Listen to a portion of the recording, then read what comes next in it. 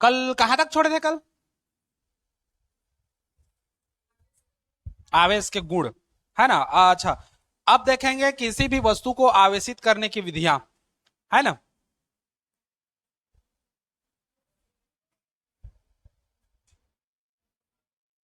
किसी वस्तु को आवेशित करने की विधियां।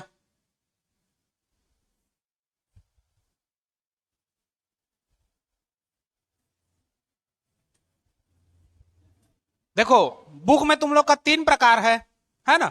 वास्तव में रहने को 5 प्रकार होता है, लेकिन हम लोग 2 प्रकार को माइनस कर देते हैं केवल, और 3 प्रकार को ही पढ़ते हैं, प्रकार को नहीं। पहला हम लोग का होता है घर्षण द्वारा, है ना। दूसरा होता है हम लोग का चालन द्वारा। तीसरा होता है हम लोग का प्रेरण द्वारा। चौथा होता है हम लोग का तापायनिक उत्सर्जन द्वारा। तापायनिक उत्सर्जन द्वारा।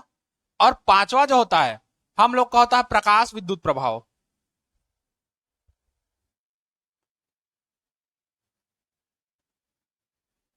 ठीक। इन 5 विधियों से हम लोग क्या करते हैं, किसी भी वस्तु को क्या करते हैं, आवेशित करते हैं। ये 3 आप लोग का बुक में दिया रहेगा, है ना। ये दोनों बुक में नहीं है। अब क्यों नहीं है, क्यों इसको नहीं किया, उसको आगे देखेंगे, है ना। हम लोग एक एक स्टेप चलते जाते हैं। पहले हम लोग देखते हैं घर्षण द्वारा,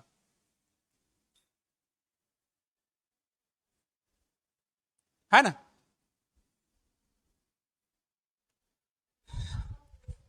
घर्षण द्वारा पहले देखते हैं।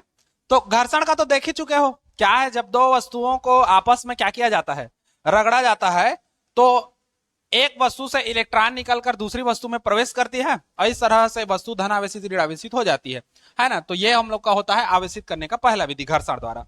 दो वस्तु को आपस में रगड़ोगे तो एक से इलेक्ट्रॉन निकलेगा और दूसरे में प्रवेश करेगा। और किससे इलेक्ट्रॉन निकलेगा?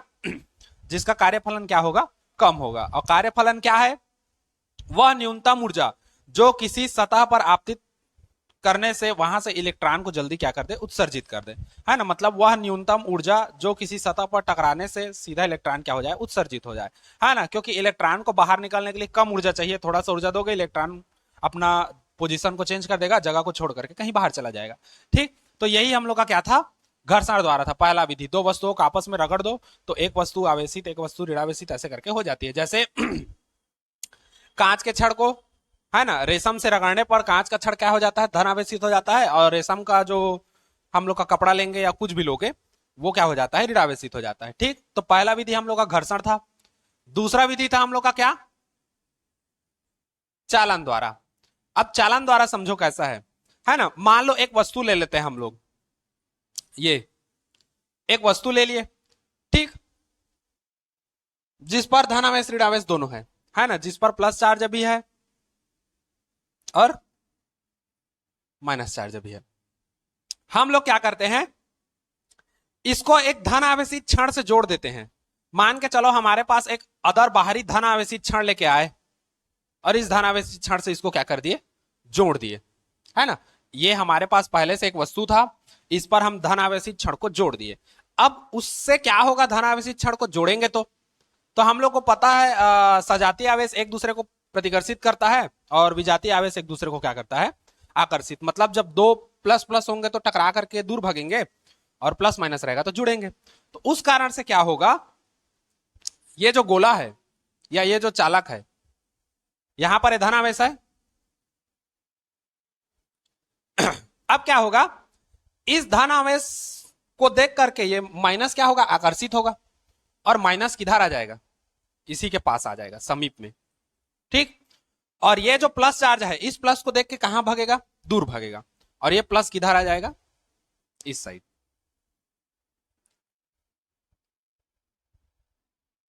ठीक, अब देखो होगा क्या। ठीक इसी समय हम लोग क्या करेंगे, इसका संबंध धरती माता से कर देंगे। किससे करोगे, पृथ्वी से। अब धरती माता क्या है, असीमित आवेशों का भंडार है। इस पृथ्वी को तुम लोग कितना भी आवेश दे दो, मान में कोई परिवर्तन नहीं होगा, क्योंकि इसकी धारिता अनंत है ना। कितना भी आवेश दे लो या कितना भी आवेश ले लो, कोई फर्क नहीं पड़ता। तो इसलिए हम लोग इसका संबंध किससे कर दिए, पृथ्वी से कर दिए। अब क्या होगा, इसमें का जो धन आवेश है, ये प्लस आवेश कहां चला जाएगा, धरती में चला जाएगा, या कह सकते हो धरती से इलेक्ट्रॉन निकल करके इस प्लस को क्या कर देंगे, खत्म कर देंगे, है ना, क्योंकि अर्थ क्या होता है, निगेटिव होता है ना, अर्थिंग डाल के जोड़ते हो ना पृथ्वी से, तो इसलिए इसका इलेक्ट्रॉन निकलकर धन में इसको क्या कर देगा, समाप्त कर देगा, है ना। ठीक इसी समय हम लोग क्या करेंगे, फांस मार देंगे। कैसे फांस मारेंगे, ठीक इसी समय इधर से धन को निकाल देंगे और इधर से अर्थ, दोनों का कनेक्शन को हटा देंगे। तो उस कंडीशन में क्या होगा, देखो, अगर समझो ये धनावेश पृथ्वी में जाके खत्म हो गया, मतलब यहां से इलेक्ट्रॉन निकल करके इस धनावेश को खत्म कर दिए, है ना, क्योंकि अर्थ में माइनस चार्ज होता है, तो धनावेश ऋण आवेश निकल करके इस प्लस को खत्म कर दिया। ठीक इसी समय यहां से प्लस को, और मतलब ये जो हम लोग एक्स्ट्रा जोड़े थे इसको हटा देंगे, और ये अर्थ से कनेक्ट है इसको हटा देंगे, तो हमारे पास क्या बचेगा, माइनस। समझे। तो ठीक उस समय हमारे पास वस्तु कैसा बचेगा, वस्तु पर केवल केवल क्या बचेगा, ऋण आवेश बचेगा, और फिर वस्तु कैसी हो जाएगी, ऋण आवेशित हो जाएगी। समझे। सेम प्रोसेस तुम लोग उसके लिए भी कर सकते हो, वस्तु का भी कैसा किए हैं, ऋण आवेशित बनाए, धन आवेशित भी बना सकते हो। मान लो एक गोला है ना, जिसके पास जितना मात्रा में प्लस है उतना ही मात्रा में क्या है, माइनस है। हम लोग इसका संबंध किससे कर दिए, ऋण आवेश से कर दिए, है ना, ऋण आवेश से कर दिए, मतलब ऋण आवेशित क्षण लाए और उससे कनेक्ट कर दिए। उस कंडीशन में क्या हुआ, इस ऋण को देख के ऋण दूर भागेगा, है ना, ऋण क्या हो जाएगा, दूर भागेगा, और प्लस कहां आ जाएगा, इसके क्लोज में आ जाएगा, पास में आ जाएगा यहां पर, है ना। अब क्या करेंगे, इसका संबंध किससे कर देंगे, धरती माता से कर देंगे। ये माइनस निकल करके अर्थ में प्रवेश करेगा, है ना। अब माइनस निकल करके अर्थ में प्रवेश करेगा, ठीक उसके बाद इसका जो माइनस से कनेक्ट, अर्थ से कनेक्ट किए हैं उसको, और ये ऋण आवेश, दोनों को जब अलग कर दोगे तो इसके पास क्या बचेगा, केवल और केवल धन आवेश, और वस्तु कैसी हो जाएगी, धन आवेशित हो जाएगी। तो देखो, चालन द्वारा हम लोग प्लस भी बना सकते हैं और क्या बना सकते हैं, माइनस, मतलब प्लस माइनस दोनों बना सकते हैं। घर्षण से हम लोग ऑलरेडी प्लस माइनस बना चुके, चालन से भी हम लोग क्या बनाए, प्लस माइनस। ठीक। अब देखो आगे, ये हो गया चालन द्वारा। अब अगला हम लोग का क्या है, प्रेरण द्वारा। और प्रेरण कैसा है मालूम, संगति का असर, प्रेरण द्वारा, है ना, ये हम लोग का है संगति का असर।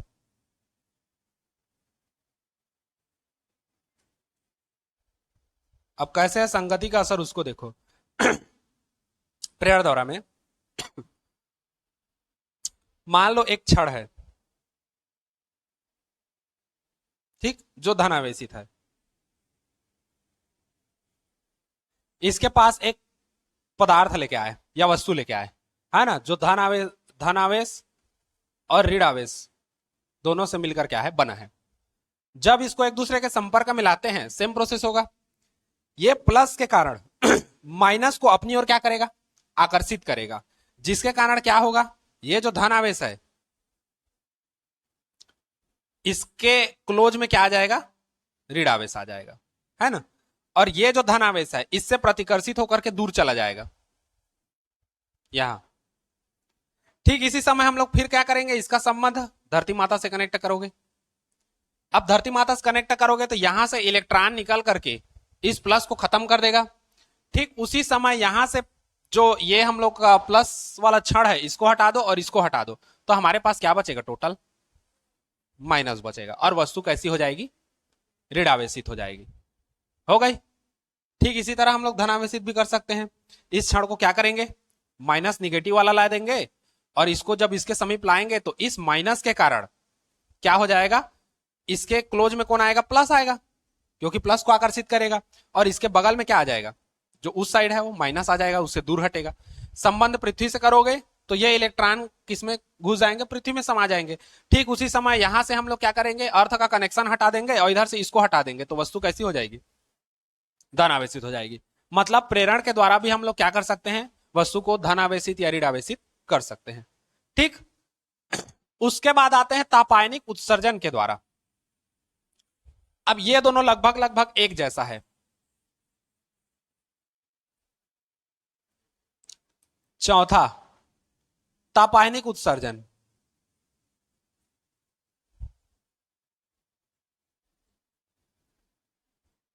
तापायनिक उत्सर्जन क्या है देखो, मान लो एक पात्र है जिसमें धातु का टुकड़ा है, इसको हम लोग क्या कर रहे हैं, गर्म कर रहे हैं।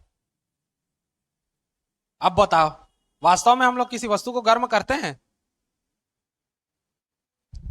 करते हैं ना गर्म, गर्म करते हो।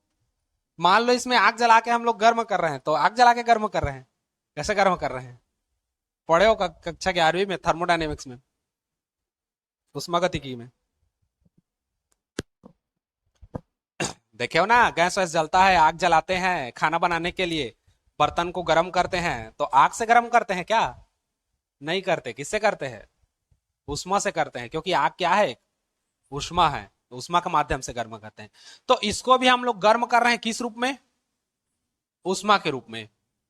अब ये जो उष्मा है ये इसको किस रूप में प्राप्त होगा, ऊर्जा के रूप में प्राप्त होगा, ठीक। और जब ऊर्जा इसको मिलेगा, तो इसको ऊर्जा मिलेगा तो इसके किसको मिलेगा, इलेक्ट्रॉन को मिलेगा, क्योंकि धातु के अंदर इलेक्ट्रॉन मौजूद होगा। और इलेक्ट्रॉन को क्या मिलेगा, ऊर्जा, है ना, क्योंकि उष्मा जो है ऊर्जा के रूप में इलेक्ट्रॉन को प्राप्त होगा। अब इलेक्ट्रॉन को ऊर्जा मिलेगा तो क्या होगा, बाहर निकलेगा, निकलेगा ना, क्योंकि हम लोग अभी पढ़े हैं ना, वह न्यूनतम ऊर्जा जो इलेक्ट्रॉन को दी जाए सतह पर पड़ती है, तो इलेक्ट्रॉन क्या हो जाता है, उत्सर्जित हो जाता है। तो यहां पर भी हम लोग का इलेक्ट्रॉन को क्या मिल रहा है, ऊर्जा मिल रहा है। और जैसा इलेक्ट्रॉन को थोड़ा बहुत ऊर्जा मिलेगा, वो आवारा लफाड़ू जैसे हो जाएगा और इलेक्ट्रॉन तुरंत क्या हो जाएगा, वहां से बाहर निकल के चला जाएगा। अब मान के चलो यहां से इलेक्ट्रॉन बाहर निकल जाता है, तो इसके पास केवल और केवल क्या बचेगा, इलेक्ट्रॉन निकला तो क्या बचा, क्या बचा भाई, हमारे पास दो ही तो है प्लस माइनस, और कुछ है क्या तीसरा, नहीं है। तो इलेक्ट्रॉन निकला मतलब माइनस निकला, तो क्या बचा, छोटा सा तो चीज है वो, प्लस बचा, सीधी सी बात। अतः वस्तु कैसी हो गई, धन आवेशित। अब इसमें ऋणावेशित बना सकते हैं, नहीं बना सकते, केवल और केवल इससे क्या कर सकते हैं हम लोग, धन आवेश बना सकते हैं, पॉजिटिव निकाल सकते हैं केवल और केवल, निगेटिव नहीं निकाल सकते, ठीक। उसके बाद आ जाओ प्रकाश विद्युत प्रभाव, पांचवा।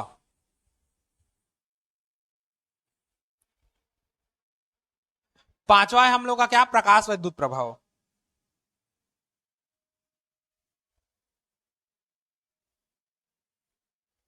प्रकाश विद्युत प्रभाव क्या है, इसमें मान के चलो एक छड़ है ना, लोहा का छड़ है या कुछ भी है, इस पर हम लोग क्या करते हैं, प्रकाश आपतित कराते हैं, है ना, ये धातु है या कुछ भी पदार्थ है, जो भी ले लो, और यहां से प्रकाश को इसमें क्या कर रहे हैं, हाँ आपतित करा रहे हैं, इसमें पड़ रहा है। अब उस कंडीशन में क्या होगा, प्रकाश भी क्या है, एक ऊर्जा है, और जब ऊर्जा पड़ेगा तो किसको पड़ेगा, इलेक्ट्रॉन को। तो यहां पर जो भी हम लोग का छोटा छोटा इसका ये है पार्टिकल है, वहां से इलेक्ट्रॉन क्या होगा, बाहर निकलेगा, बाहर निकलेगा। और इलेक्ट्रॉन बाहर निकलेगा तो फिर इस छड़ के पास केवल और केवल क्या बचेगा, धन धनाधन धन, है ना। अतः वस्तु कैसी हो जाएगी, धन आवेशित। अब बताओ क्या इससे माइनस निकाल सकते हो, मतलब ऋण आवेशित बना सकते हो, नहीं बना सकते। और किसी वस्तु को आवेशित करने की विधि में हम लोग का यही दो ऐसा चीज है, ये जो केवल पॉजिटिव रिएक्शन देता है, निगेटिव रिएक्शन नहीं देता, इसलिए हम लोग इन दोनों को नहीं लेते हैं, ठीक। विधि वही कहलाएगा जिससे हम लोग पॉजिटिव भी निकाल लें और निगेटिव भी निकाल लें, किसी वस्तु को धनावेशित भी कर दे और ऋणावेशित भी कर दे। और ये एक ऐसा चीज है ये दोनों, कि इससे हम लोग पॉजिटिव तो बना सकते हैं, किसी भी वस्तु को धनावेशित बना सकते हैं, लेकिन ऋणावेशित हम लोग नहीं बना सकते।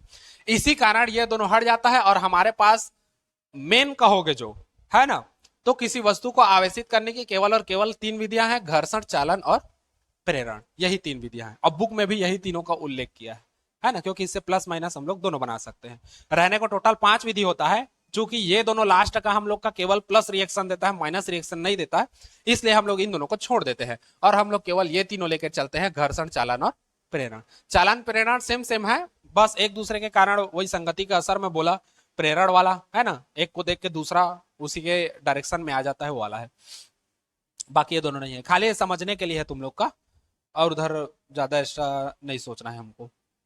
ठीक, अब आगे आ जाओ।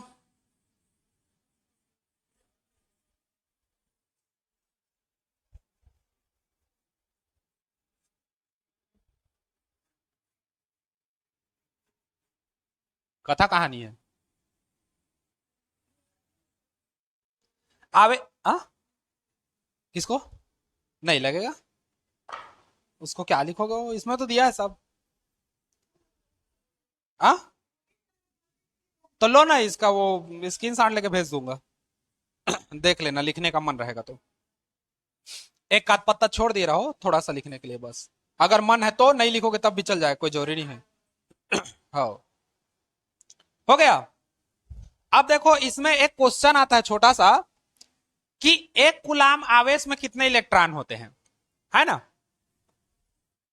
एक कूलाम आवेश में कितने इलेक्ट्रॉन होते हैं, या इसी को घुमा के भी दे देता है, ये बोल देगा कितने इलेक्ट्रॉनों से एक कूलाम आवेश बनता है, कहने का मतलब वही है, एक कूलाम में कितने इलेक्ट्रॉन होते हैं वही है ना। अब देखो ये 2 नंबर का क्वेश्चन है, क्योंकि इस पार्ट से 1 नंबर का एक क्वेश्चन आना है, 1 नंबर का एक प्रश्न, और 2 नंबर का एक प्रश्न, है ना, और 5 नंबर का एक प्रश्न। तो 2 नंबर में हम लोग का इसको घुसा सकता है, 2 नंबर या 1 नंबर में न्यूमेरिकल को, है ना, छोटा सा है, ज्यादा बड़ा नहीं है। और दोनों टाइप से पूछ देगा कि एक कूलाम आवेश में कितने इलेक्ट्रॉन होते हैं, या कितने इलेक्ट्रॉनों से एक कूलाम आवेश बनता है, दोनों का रीजन वही है ना। तो एक कूलाम आवेश में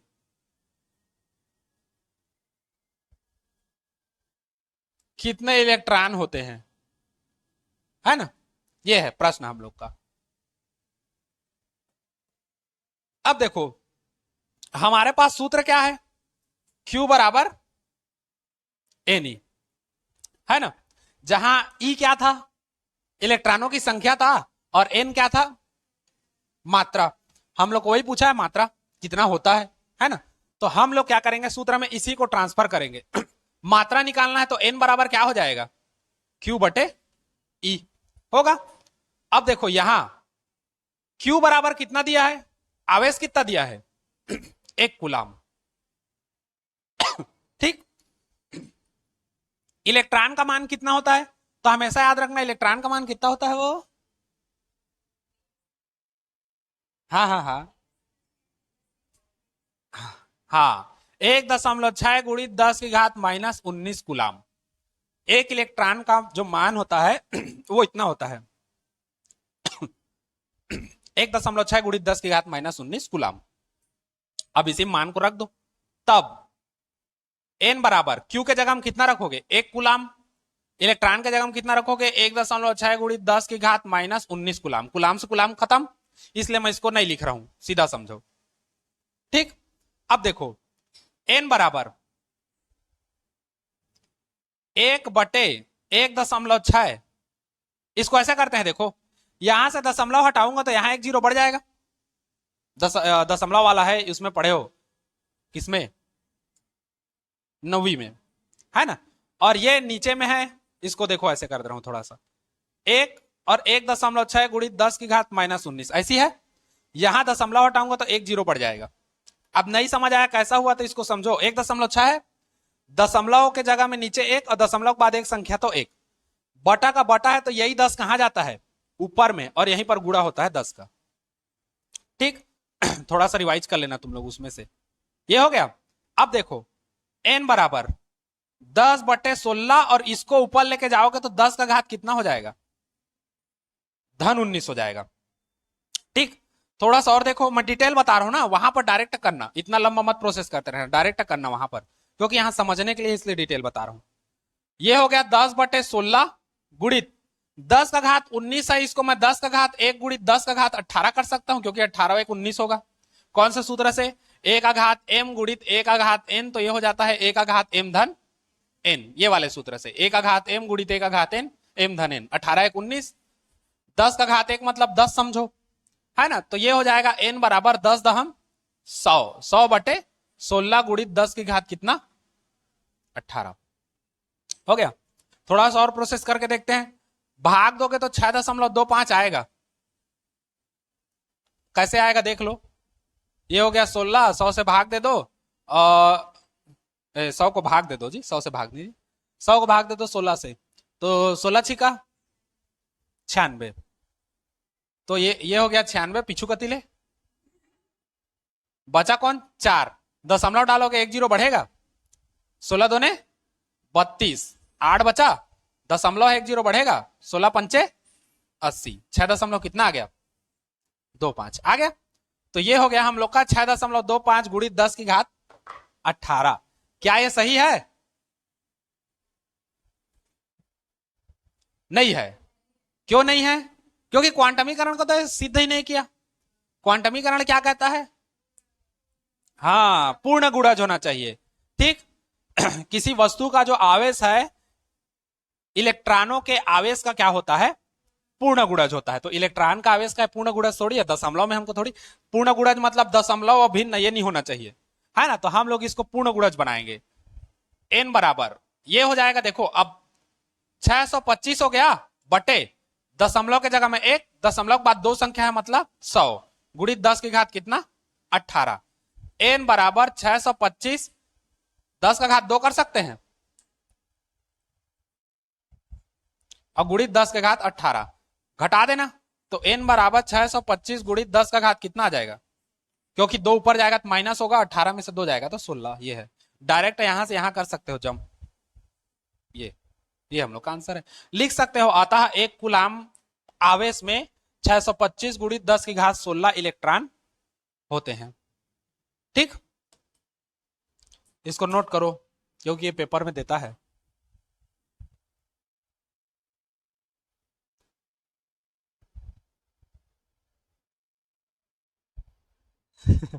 अब देखो उसी में एक और है। एक पदार्थ में 100 इलेक्ट्रॉन की कमी है, उसमें आवेश की मात्रा एवं प्रकार बताइए, है ना। एक पदार्थ में 100 इलेक्ट्रॉन की कमी है, आवेश की मात्रा, इलेक्ट्रॉन की मात्रा, प्रकार दुनिया भर का बताना है। चलो लिखो ना, मैं बोल रहा हूं, या मेरे साथ ही साथ लिख लेना प्रश्न को। दूसरा क्वेश्चन है, एक पदार्थ में 100 इलेक्ट्रॉन की कमी है,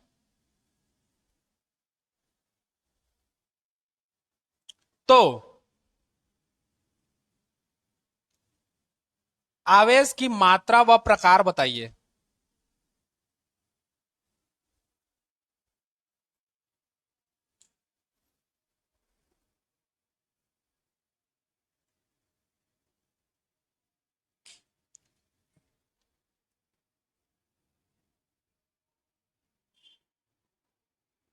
हो गया।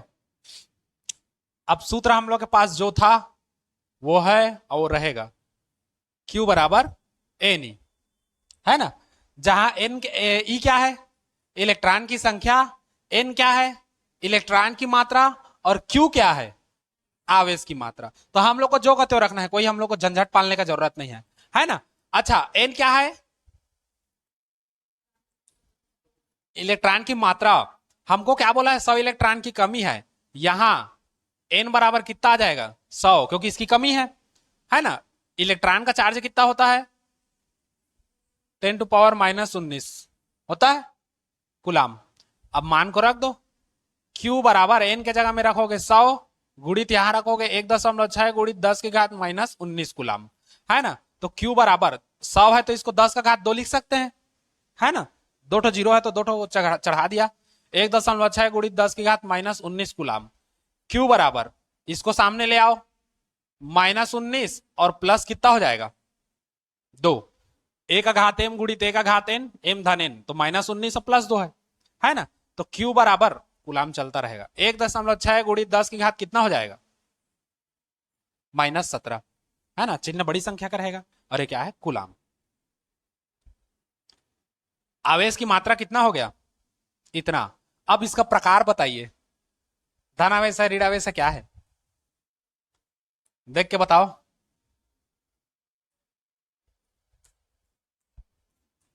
बताओ बताओ, धनावेश आएगा कि ऋणावेश आएगा? प्रश्न देखो, उत्तर देखो।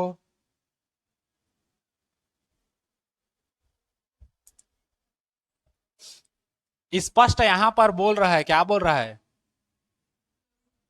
100 इलेक्ट्रॉन की कमी है। अब बताओ, धनावेश होगा कि ऋणावेश होगा?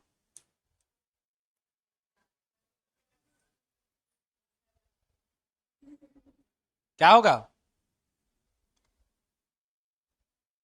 धनावेश होगा, क्योंकि इलेक्ट्रॉन निकल रहा है, कमी है। कम है मतलब निकल गया है, और जहां निकल जाएगा तो वहां पर क्या बचेगा? प्लस, क्योंकि इलेक्ट्रॉन तो माइनस चार्ज में होता है ना। और जो माइनस को ही निकाल दिया तो उसके पास क्या बचेगा? हाथी घोड़ा पाल की। नोट करो चलो इसको, उसके बाद फिर आगे बढ़ते हैं इसी में। बहुत आगे बढ़ेंगे, ज्यादा आगे नहीं।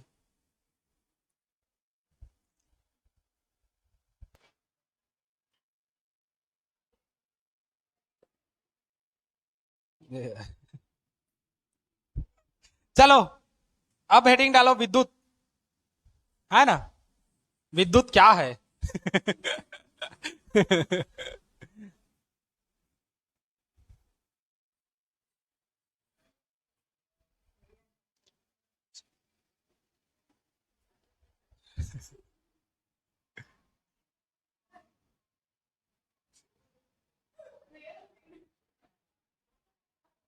आ? क्या चीज? चालू हुआ है ना? क्या है? किसी चालक में आवेश के बहाव से जो ऊर्जा उत्पन्न होती है उसे ही हम लोग क्या कहते हैं? हाँ, विद्युत कहते हैं। लिखते जाओ चलो। किसी चालक में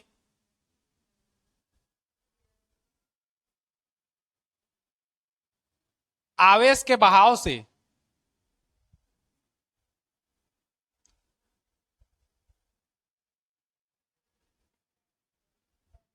उत्पन्न ऊर्जा को ही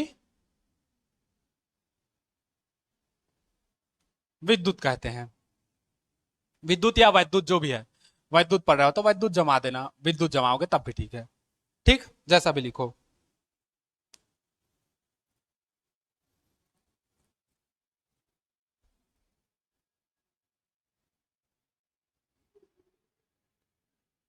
है?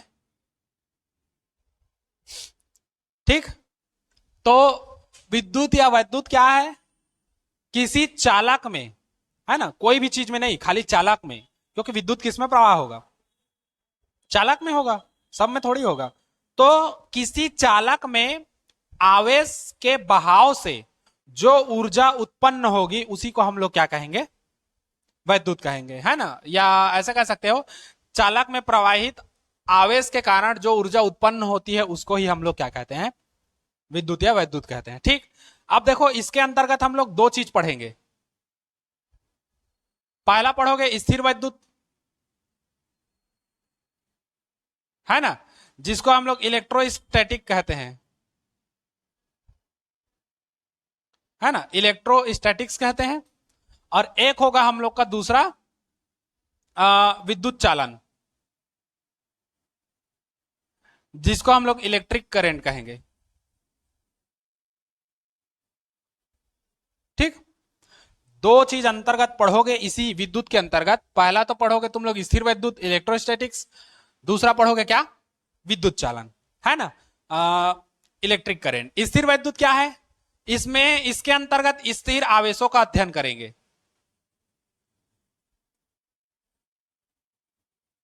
स्थिर आवेशों का अध्ययन करेंगे मतलब एक बिंदु आवेश ले लेंगे जिसको हम लोग एक जगह पर स्थित रखेंगे और उससे उसके आसपास जो होने वाली घटना है उसका अध्ययन करेंगे। या फिर एक आवेश को किसी वस्तु से कुछ दूरी पर रख देंगे और उस पर विद्युत क्षेत्र की तीव्रता क्या है, कितना कितना कैसा कैसा प्रभाव करेगा, उस पर क्या बल लगेगा, उन सब के बारे में डिटेल जानेंगे। विद्युत चालन क्या है? इसमें गतिशील आवेशों का अध्ययन करते हैं। गतिशील आवेशों का क्या करेंगे? अध्ययन करेंगे। ठीक, मतलब जहां यहां पर हम लोग जो आवेश है उसको हम लोग क्या कर दिए थे, होल्ड में रखे थे, मतलब स्थायी करके रख के उसके बारे में अध्ययन किए थे। उसके बाद जब विद्युत चालन में जाओगे तो उसी आवेश को हम लोग क्या करेंगे, गति कराएंगे, रनिंग कराएंगे। लेकिन वो जो गति होगा वो कैसा होगा, एक नियत वेग से या नियत चाल से गति करेगा, है ना। फिर उसके बाद आगे जाओगे तो उसको हम लोग फुल स्पीड में गति कराते हैं, है ना। मतलब ये हम लोग का होगा रेस्ट के कंडीशन में। मतलब जो हम लोग का आवेश है वो रेस्ट रहेगा, मतलब स्थायी रूप से स्थिर रहेगा। उसके चारों ओर या उसके आसपास होने वाली घटनाओं का अध्ययन करेंगे, या किसी चालक से कुछ दूरी पर एक आवेश को रख देंगे और इसके कारण उस पर क्या प्रभाव पड़ रहा है उसको देखना है हम लोग को, मतलब चालक को आवेश को स्थिर रखना है, स्थिर आवेशों का अध्ययन करेंगे। इसके अंतर्गत हम लोग का दो चैप्टर आएगा। पहला आएगा चैप्टर 1, अरे चैप्टर 1, और ये हो जाएगा चैप्टर 2। पहले में हम लोग का क्या है, अभी जो पढ़ रहे हैं, विद्युत आवेश तथा क्षेत्र, है ना। पहला चैप्टर हम लोग का वही है, विद्युत आवेश तथा क्षेत्र। और दूसरा चैप्टर क्या है, विद्युत विभव एवं धारिता है ना। वैद्युत विभव एवं धारिता है, या स्थिर वैद्युत विभव एवं धारिता, कुछ ऐसी करके है ना, दो चैप्टर है। गतिशील आवेशों का अध्ययन में हम लोग क्या पढ़ेंगे, विद्युत धारा को पढ़ोगे, ठीक। विद्युत धारा, मतलब ये दोनों यूनिट 1 है, ये हम लोग का है यूनिट फर्स्ट है, और ये वाला हम लोग का क्या है, यूनिट सेकेंड है। इन दोनों को मिलाकर के 8 नंबर का प्रश्न आना है, बताया था। 1 नंबर का एक प्रश्न आएगा, 2 नंबर का एक प्रश्न आएगा, 5 नंबर का एक प्रश्न आएगा। तो 5 नंबर का जो एक प्रश्न आता है वो इन्हीं दोनों में से आता है। अथवा के एक साइड इसमें से देगा, अथवा के एक साइड इसमें से देगा। एक साइड गॉस प्रमेय, एक साइड संधारित्र, है ना। आगे पढ़ोगे इसी में से 5 नंबर का फिक्स आना रहता है। फिर 1 नंबर का इन दोनों में से मिला के देगा, 2 नंबर का इन दोनों में से मिला के देगा, है ना। बाकी 5 नंबर का अथवा में रहता है, अथवा के इस साइड ये, अथवा के उस साइड वो। तो अगर तुमको ये समझ आता है तो इसको रट दो, ये समझ आता है तो इसको रट दो 5 नंबर के लिए। बाकी 1 नंबर और 2 नंबर का जो प्रश्न है वो दोनों में से रटना पड़ेगा, दोनों में से पढ़ना पड़ेगा, रटना नहीं, है ना, पढ़ना और समझना पड़ेगा। बाकी 5 नंबर का जो बड़ा क्वेश्चन है यहाँ से फिक्स है ना। मैं पहले से बोल दिया हूँ, 70 नंबर का जो पेपर है उसमें 50 से 55 नंबर का मैं कंप्लीट करा दूंगा। हाँ, पेपर में तुम लोग भूलोगे या गलती करोगे तब तुम्हारा नंबर कम आएगा, और भूलोगे नहीं, गलती नहीं करोगे तो 50 से 55 नंबर आराम से आ जाएगा। अब 50 से 55 नंबर जब आएगा तो जो हम लोग का प्रैक्टिकल 30 नंबर का है उसमें तुम लोग मिनिमम 25 मान के चलो, देते ही देते हैं किसी भी कंडीशन में। तो 50 आ जाता है, तो 50-25 मिलाओगे तो 75 नंबर तुम लोग का 100 में ऐसे आ जाएगा, है ना। और पढ़े रहोगे और गलती करोगे, नहीं समझ आएगा या कहीं पर छोड़ोगे तो 50 से 55 जो मैं बताया हूं उसमें से कम आएगा नंबर। बाकी मैं फिक्स है 50 से 55 नंबर बता दूंगा, है ना, जो आता है। तो ये है हम लोग का, इतना हम लोग को पढ़ना है और इतना अध्ययन करना है, ठीक। इसको लिखोगे थोड़ी, हाँ लिखोगे, चलो। ये दूसरा यूनिट, ये यूनिट 2 है ना। उसके बाद फिर तीसरा यूनिट में हम लोग का चुंबक वाला घुस जाएंगे। तीसरा चैप्टर है चुंबक वाले में घुसेंगे, चुंबक वाले में घुसोगे फिर आवेश बहुत स्पीड में चलता है। उसके बाद सनासन सनासन, साए साए।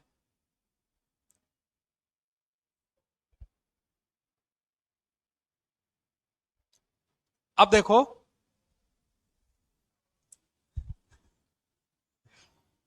डाले गुलाम का नियम, हाँ उसके बाद पहले समझ लो फिर गुलाम का नियम को बताते हैं। न्यूटन का नियम पढ़े थे ना, न्यूटन का गुरुत्वाकर्षण का नियम 11वीं में क्या था, कौन जानी। पढ़े हैं लेकिन अब कौन जानी, हाँ वही तो पढ़े हैं लेकिन कौन जानी क्या था वो। आई,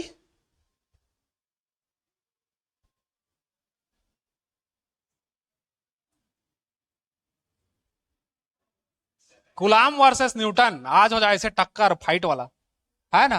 गुलाम वर्सेस न्यूटन, न्यूटन डिशुम वाला है ना। गुलाम वर्सेस न्यूटन देखते हैं।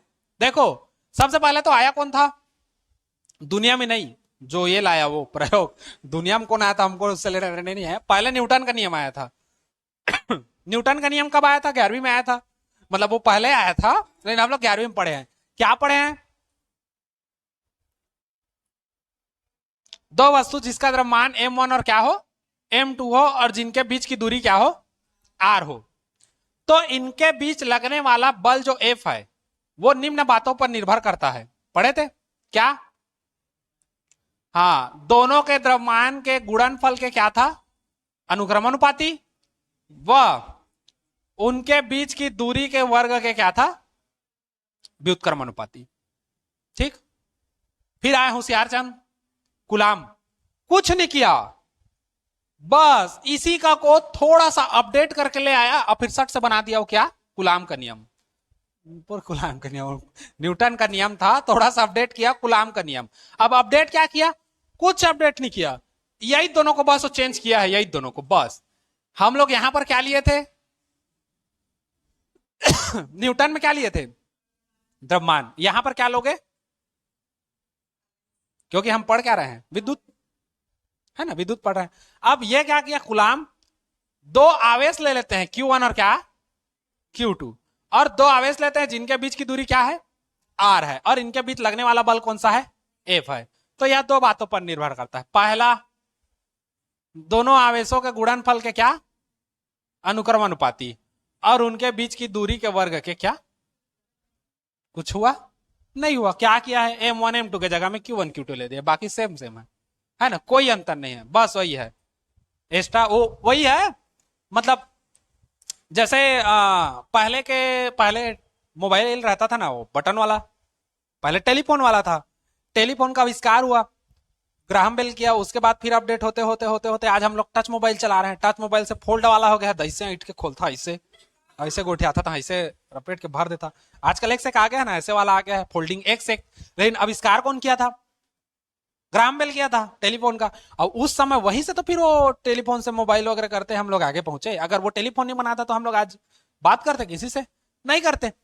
बस वैसी है, न्यूटन निकाला था द्रव्यमान के लिए वो, और गुलाम क्या किया? उसी को अपडेट कर दिया बस। और थोड़ा सा अपडेट किया और क्या हो गया? गुलाम का नियम। गुलाम का नियम आगे गुलाम लग गया, जबकि किसका है देन है? न्यूटन का। द्रव्यमान के लिए किया था और वो किसके लिए कर दिया? आवेश के लिए। तुम भी किसी और के लिए कर दोगे तो वो तुम्हारा नियम बन जाएगा, किसी और के लिए मतलब, समझ रहे हो ना? हाँ, एक लड़का लड़की जिनके बीच की दूरी आर है, उनके बीच लगने वाला बल निम्न बातों पर निर्भर करता है, दोनों के दूरी के वर्ग के व्युत्क्रमानुपाती, है ना? ठीक, चलो हटाओ। अब देखो, न्यूटन का नियम जो था वो केवल किस पर काम करता था? आकर्षण बल के लिए। न्यूटन का जो नियम था वो आकर्षण बल पर लागू होता था। आकर्षण बल मतलब क्या? गुरुत्वाकर्षण बल, ग्रेविटी, ग्रेविटेशनल फोर्स पर वर्क करता था, है ना? लेकिन जो कूलाम का नियम था वो किस पर करता था? आकर्षण प्रतिकर्षण दोनों पर करता था। आकर्षण व क्या? प्रतिकर्षण दोनों पर लागू होता था। क्यों? क्योंकि दो आवेश को पास लाओगे, समान है तो प्रतिकर्षित करेंगे, विपरीत है तो आवेशित करेंगे। और ये द्रव्यमान से लेना देना थोड़ी था। हा?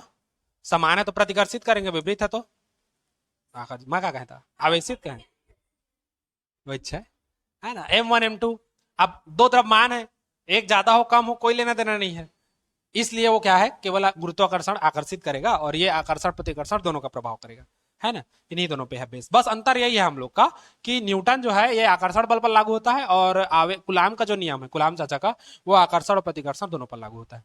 ठीक, अब देखते हैं कूलाम का नियम।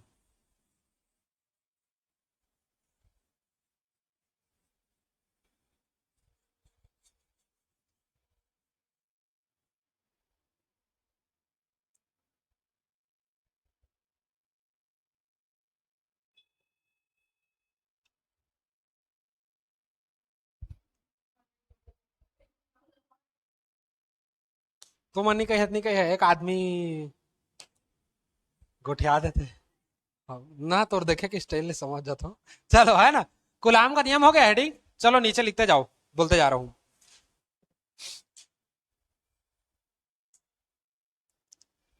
किन्हीं दो बिंदु आवेशों, किन्हीं दो बिंदु आवेशों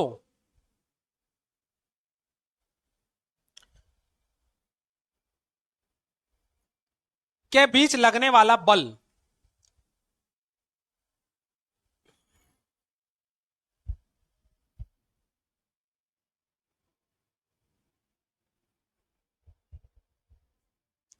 लगने वाला बल उन आवेशों के गुणनफल के,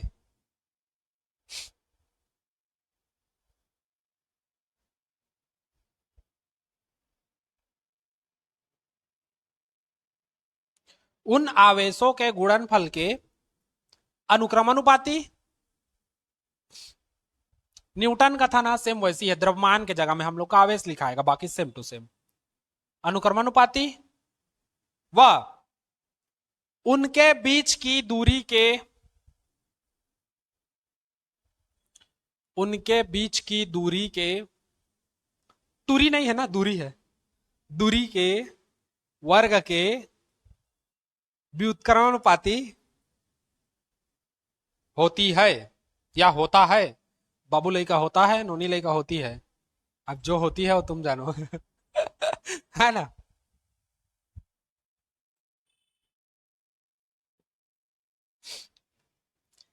इसे ही कुलाम का नियम कहते हैं। ना यार, उसने नहीं होता है झन का ना यार। है ना, इसे कुलाम का नियम कहते हैं। एक लाइन तो एक्स्ट्रा लिखवा तो हम बटेर के देखा था तुमन, खेबड़ी कहेंगे। इसे ही कुलाम का नियम कहते हैं। हो गया। चित्र बनाते हैं और फिर उसका, अच्छा इसमें एक शब्द आया है बिंदु आवेश। एक शब्द दिया है बिंदु आवेश, जिसको अंग्रेजी में बहुत कुछ कहते हैं, एक ही तो कहते हैं पॉइंट चार्ज। हाँ क्या हो गया? Point charge. ये पॉइंट कर दो तो ये चार्ज है, बिंदु आवेश। ये बिंदु आवेश क्या है पता है? ऐसा आवेश जिनका आकार दूरी की तुलना में नगण्य हो, डिस्टेंस की अपेक्षा उनका जो साइज है, अब उसके लिए आगे इंग्लिश का वर्ड नहीं मिल रहा है, नगण्य हो। है ना, स्मॉल हो, एकदम छोटा हो। है ना, मेरा इंग्लिश थोड़ा सा लंगड़ा है, देख ताक के चलना। है ना, बिंदु आवेश क्या है? ऐसे आवेश जिनका आकार जो है वो दूरी की तुलना में नगण्य हो, एकदम नहीं के बराबर। है ना, मतलब ये ये बिंदु आवेश है। इसका जो आकार है किसी से भी दूरी, चाहे मेरे से दूरी, कहीं से भी दूरी, या अन्य चार्ज की दूरी की तुलना में क्या हो, नगण्य हो, उसका आकार या साइज। है ना, तो उसको हम लोग क्या कहते हैं? बिंदु आवेश कहते हैं, पॉइंट चार्ज। ठीक। तो क्या बोला गुलाम, क्या बोल रहा था? पढ़ो ना, वो क्या बोल रहा था? किन्हीं दो बिंदु आवेशों के बीच लगने वाला बल जो है, किन्हीं दो बिंदु आवेश, दो बिंदु आवेश ले लेंगे। माना दो बिंदु आवेश हम लोग के पास क्या है, Q1 और Q2 है। इनके बीच का डिस्टेंस R है और इनके बीच लगने वाला बल क्या है? F है। ठीक। चलो इसको लिखो, चित्र को ऐसे बना लो। ये बिंदु आवेश, थोड़ा सा तुम लोग गोल को ज्यादा दे देना। हाँ नहीं, दिखाने के लिए बढ़ा देंगे, बाकी समोसा है।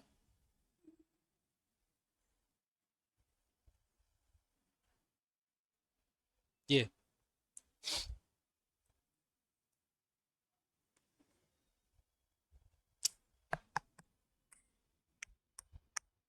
हो गया।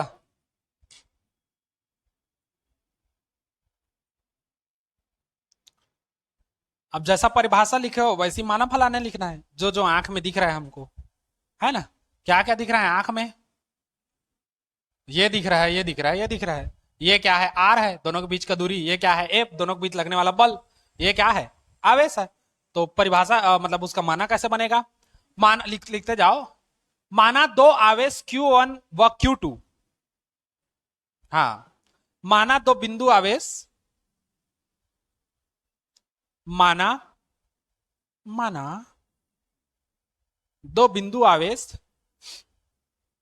Q1 व Q2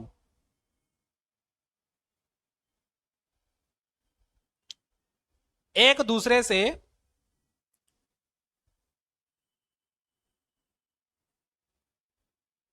एक दूसरे से आर दूरी पर स्थित हैं, आर दूरी पर स्थित हैं,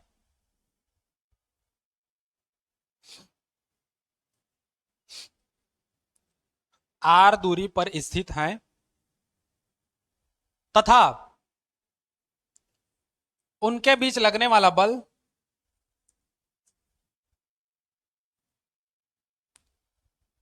एफ, कैपिटल एफ, बड़का एफ, हो गया, निम्न बातों पर निर्भर करता है।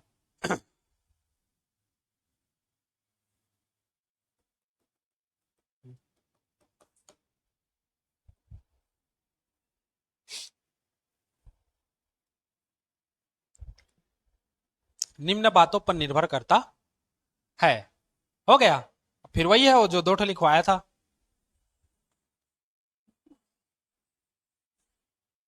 निम्न बातों पर निर्भर करता है, पहला, दोनों आवेशों के गुणनफल के अनुक्रमानुपाती व दोनों आवेशों के बीच की दूरी के वर्ग के व्युत्क्रमानुपाती। समीकरण 1 और 2 कर देना, हो गया। समीकरण 1 और 2 से कंबाइन करोगे, दोनों साइड एफ है तो एफ कर दो, अनुक्रमानुपाती ये दोनों एक साथ हो जाएगा, Q1 इंटू Q2 बटे आर स्क्वायर हो जाएगा। अनुक्रमानुपाती हटाओगे तो एक नियतांक लगेगा, क्या, constant K into Q1 Q2 बटे आर स्क्वायर। ये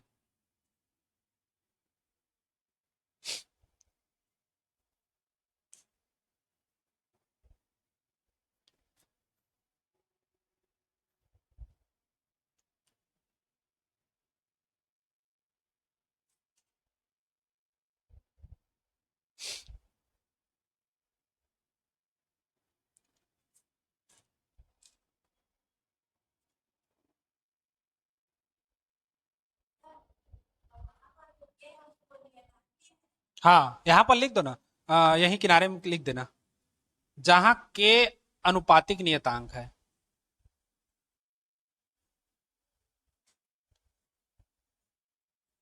लिख दे रहा ना।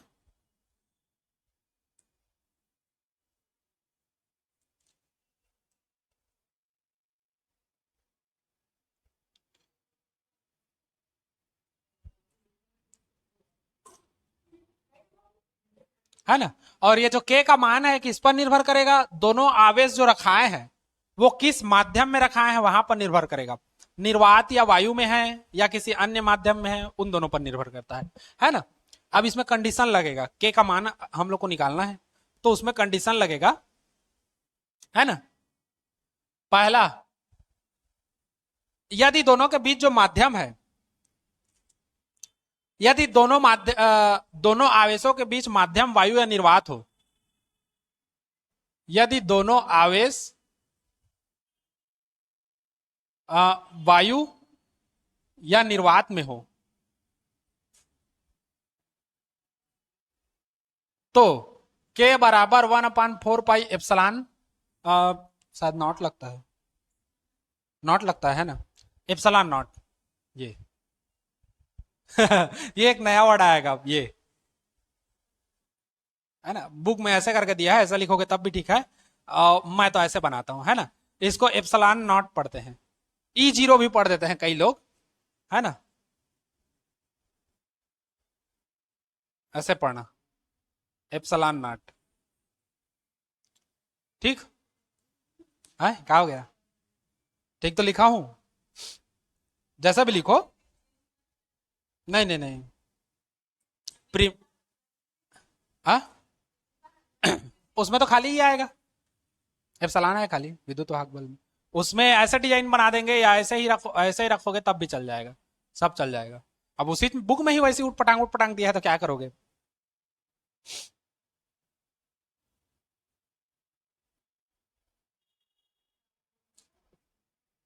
हाँ, तब इसको मानेंगे, समीकरण 3 मान लेना, है ना। तब समीकरण 3 से ए बराबर हो जाएगा 1/4 पाई epsilon not into Q1 Q2 बटे आर स्क्वायर। इसको याद रखना, ये हर जगह काम आएगा, ये इंपॉर्टेंट है, इंपॉर्टेंट है, ठोक दिए रहना साइड में। दूसरा, यदि दोनों आवेश अन्य माध्यम में हो, मतलब वायु निर्वात को छोड़ के अन्य में हो, तो के का मान होता है 1/4 खाली एप्सलान होगा। तब हम लोग का हो जाएगा एफ बराबर 1/4 एप्सलान इंटू Q1 Q2 बटे R²। है ना, समझाने को दोनों को समझाते रहो, बाकी एक यही वाला हम लोग का इंपॉर्टेंट है ना, उसी को इंपॉर्टेंट में छोड़ दिए, डाल दिए रहना मतलब।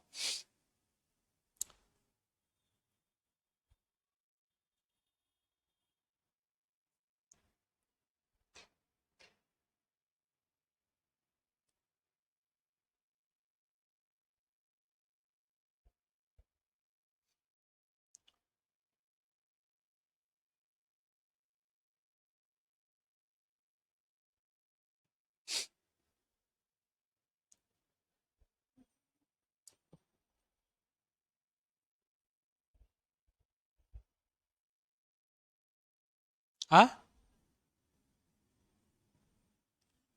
क्या?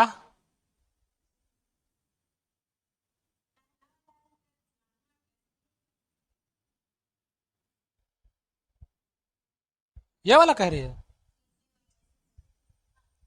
वही तो है वो एप्सिलॉन नॉट।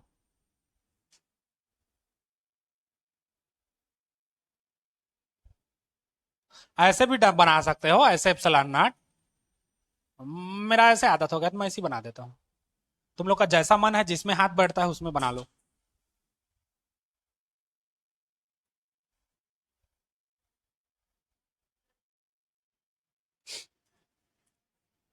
सूत्र को बस याद रखना, जगह जगह उपयोग होगा इसका, हर जगह। अभी 4-5 पार्ट तक इसी सूत्र का उपयोग होगा। ए बराबर 1/4 इंटू Q1 Q2 बटे R²। क्योंकि हर जगह आवेश रखोगे तो, हर जगह आवेश रखोगे तो बल पड़ेगा ऐसे।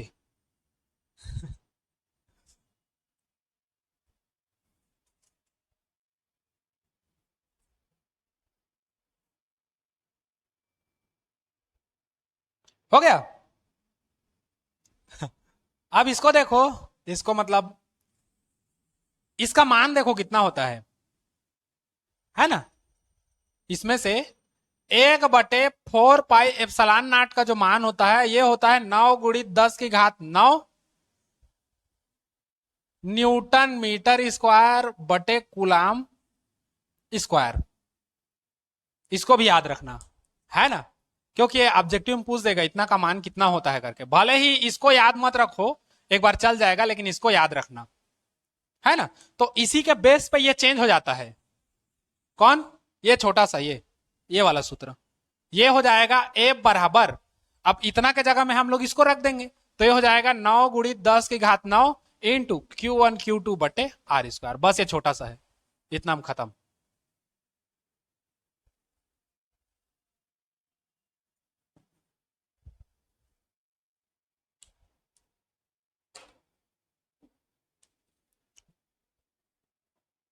अब इतना लंबा तुम लोग को दिक्कत जाएगा ये वाला, तो शॉर्टकट ऐसे लिख सकते हो, newton metre square coulomb square ऐसे करके, है ना, शॉर्टकट इंग्लिश में। आज इतना ही देखो बस, उसके बाद कल हम लोग परावैद्युतांक वगैरह दुनिया भर का देखेंगे।